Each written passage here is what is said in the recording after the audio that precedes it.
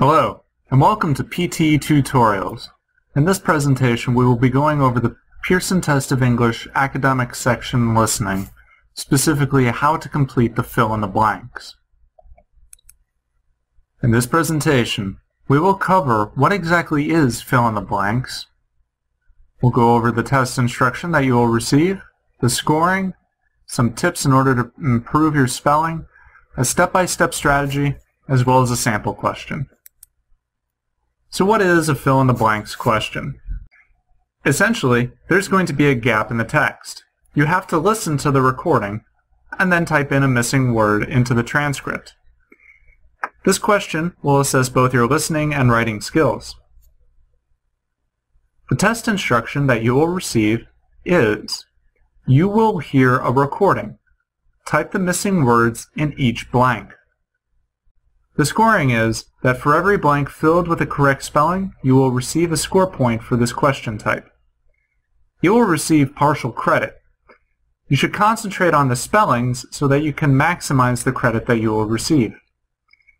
And just a little side tip, if you often are incorrect in your spelling, try to spell it with the help of pronunciation. Despite the fact that English seemingly has no sense in spelling, in reality, a vast majority of the time, English is actually somewhat phonetic.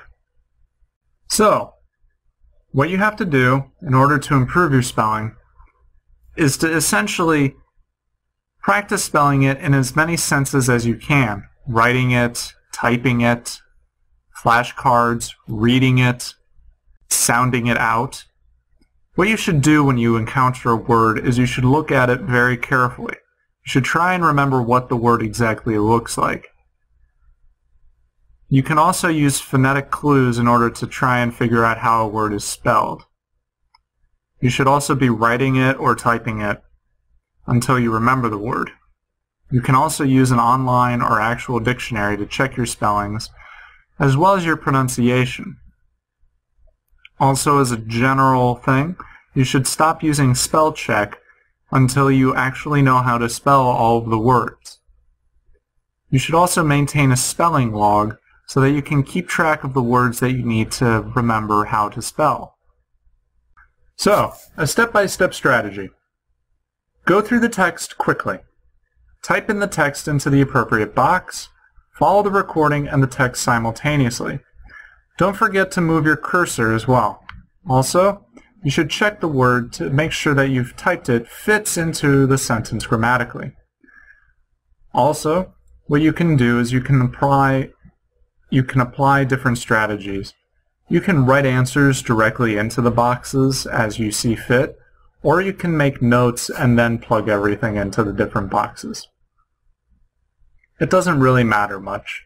Whatever makes you comfortable and what makes you better able to take the exam.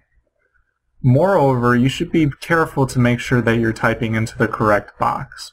Sometimes the cursor doesn't exactly work the best, so you type into the right box that you think you are typing in. Now here's a sample question. Cities with good road systems and no old structure problems can use other methods to reduce the number of vehicles travelling together at peak hour. Flexi time is one good method. Offices open and close at different times, so people are travelling to and from work at different times. Vehicles carrying more than one person can use special priority lanes, which means they can travel more quickly. There are even systems to make peak hour car use more expensive, with electronic chips recording the presence of a vehicle in a given high traffic area at a given time. So, what can we do? The rest of this course will be devoted to looking at the conflicting demands of road users and relating the use of the private car to other aspects of the economy. So looking at this, we can see that in the first blank, it should have been old structure. The second blank should have been to and from work. The third blank should have been travel. The fourth blank was expensive, and the fifth blank was private car. All I did was take notes and make sure that I knew what the word was when the man got to the section that was blank. Thank you for your time. We look forward to seeing you in the next presentation. Have a good day.